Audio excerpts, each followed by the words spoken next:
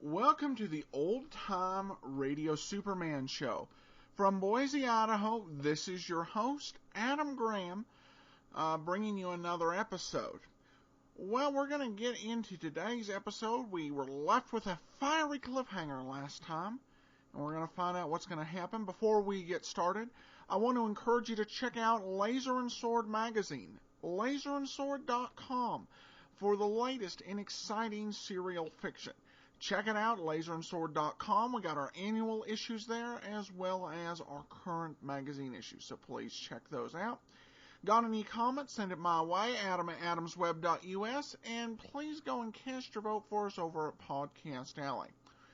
But without any further ado, let's get into today's episode, The White Plague, Part 7. Presenting the transcription feature, Superman! Look! Up in the sky! It's a bird. It's a plane. It's Superman! Yes, it's Superman, strange visitor from the planet Krypton, who came to Earth with powers and abilities far beyond those of mortal men. Superman, who can leap tall buildings at a single bound, race a speeding bullet to its target, bend steel in his bare hands, and who, disguised as Clark Kent, mild-mannered reporter for a great metropolitan newspaper, fights a never-ending battle for truth and justice. And now to our story. As you remember, Jimmy Olsen and Nancy Harmon, missing from the Bartlett logging camp for hours, were found in a cabin deep in the woods, both of them unconscious from a sleeping potion. Father Malone, a strapping Northwoods priest, summoned from the nearest town because of his widespread fame as a minister to the body as well as the soul, has decided that neither Jimmy nor Nancy will suffer any ill effects after the potion has worn off. But in the meantime, while Kent and Father Malone are talking in the camp office, a fire breaks out in one of the loggers' cabins. A roaring inferno in which a helpless man is trapped. Are you sure there's someone in that cabin? Yes, Kirk Travers. Kirk Travers? He can't get out. There never quit set fire with water, Kent. I'm afraid not, Father. It's too far gone. What are you doing? Taking off my coat. I'm going in for that man. No, you're not. I can't leave him in there to die like a caged animal. Father, let go of me, Kent. You'll never get through that wall of flame, Father Malone. Now, it's you it. But listen to me. You stay here. If the fire shifts, you may be able to get through that window. I'll go around to the other side. We'll get him out if it's humanly possible. All right, Kent. Good luck for you. That's not humanly possible, but it is possible for Superman. There's only one difficulty. I can't afford to have anyone see me. No time to worry about that now. I'll have to chance it. Now, this is where the door must be. All right, here it goes. There, I'm inside. I don't think I was seen. Now to find Travers and haul him out. Great Scott, this fire hasn't missed an inch of the cabin. It's burning like all fury. Travers! Travers! Oh, there he is. Doubled up in a corner with the flames playing all around him. His clothes are on fire. Beat these flames out with my hands. There. Hope I'm not too late. Poor fellow's horribly burned. Well, out we go, right through the thick of it. That does it. I came through there so fast I don't think the flames got to him again. Now to assume Clark Kent's role. Father Malone! What is it, Kent? Oh, thank heavens you got him out. Yes, the door collapsed and there he was. But he's badly burned. We'd better get him to Mr. Harmon's cabin. Can I help you? No, I'll carry him. You lead the way.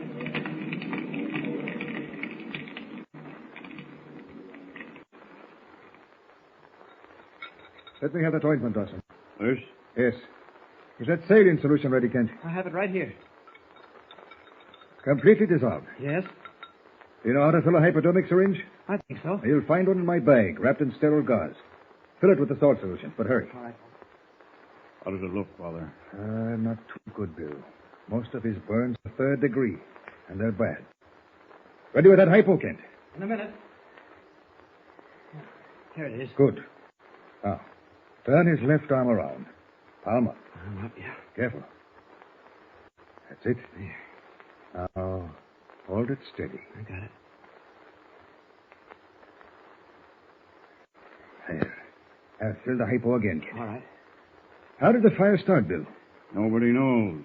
When I left here, I walked over to my cabin. The minute I got inside, I heard someone yell. It couldn't have flared up like that in less than a minute. Hypo's ready, Father Malone. Thank you. Now, hold his arm gently. All right.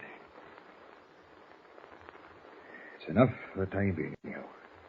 Now all we can do is hope and pray. I've done everything I can. spiritually and physically. Cover him up with that blanket. All right, Father. There we are. There. Now, I'm going out to look at what's left of the cabin. I'll be right back. We'll come with you, Kent. Oh, all right.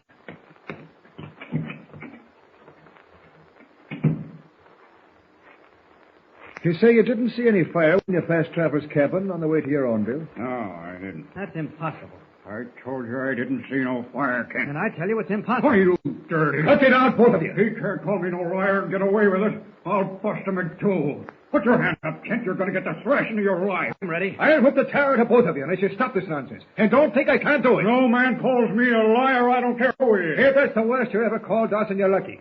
Now, come on, and don't try anything, either of you. Now, let's fly with the right course that won me a boxing championship at college. Come on. I ain't through with him yet. Not by a long shot. Well, here's what's left of the cabin. Nothing but a few pieces of charred pine and an iron cot. Yeah, that fire must have been burning for a good 10 minutes before we heard the loggers shout. I tell you, it wasn't burning when I went by. Now, hold your temper, Bill. I'm inclined to agree with Kent. He couldn't possibly have gotten that far and done so much damage. Wait a minute. Smell this piece of wood, Father. Kent. It smells like kerosene. That's what it is. I may have to apologize, Dawson. If the cabin was saturated with kerosene, it might very well have gone up in less than a minute. I didn't see no fire. This piece of wood has kerosene on it, too. That's what happened, Father. Someone spilled kerosene around the cabin and then touched a match to it. Well, that hardly sounds possible, Kent. Dawson, was Travers alone in the cabin? Yeah. Preston used to bunk with him, but he was the one who disappeared and then came back to die before he could talk. Travers was afraid he was going to be next. He said so when Sam Green went. He and Sam worked on the last tree we felled this morning. Ah, don't talk nonsense, Bill. This isn't any ridiculous legend. This is cold-blooded murder. We'd better get the sheriff. He should have been called in a long time ago. Send one of your men to town, Bill. Wait a minute. Someone's coming over. Mr. Dawson, What is it, Charlie?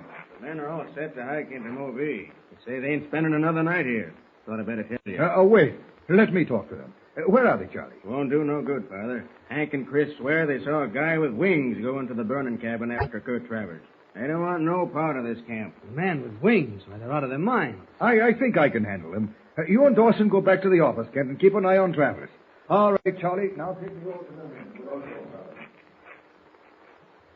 I'm sorry I went overboard, Dawson. You won't hold it against me, will you? Forget it. Thanks. Well, come on. What do you make of this now, Dawson? It don't make sense. I'm beginning to feel like the men. White plague or no white plague, I want to get out. I don't like it. Hank Berchet and Chris Dunham say they saw a man with wings go in after Travers. They're no blind fools. Kent, they saw something. Well, they probably saw me pulling Travers out of the doorway. Well, maybe. Oh, Mr. Harmon's up. Hello. Kent, what happened? Why is Kurt Travers lying there? One of the cabins caught fire and burned down. Travers was trapped inside. Dawson, is that true? Yeah. Did you hear nothing? Not a sound. I woke up suddenly and walked out here and saw Travers stretched out on the couch. White as a ghost. Is he... Father Malone tried to save him. We can't be sure yet.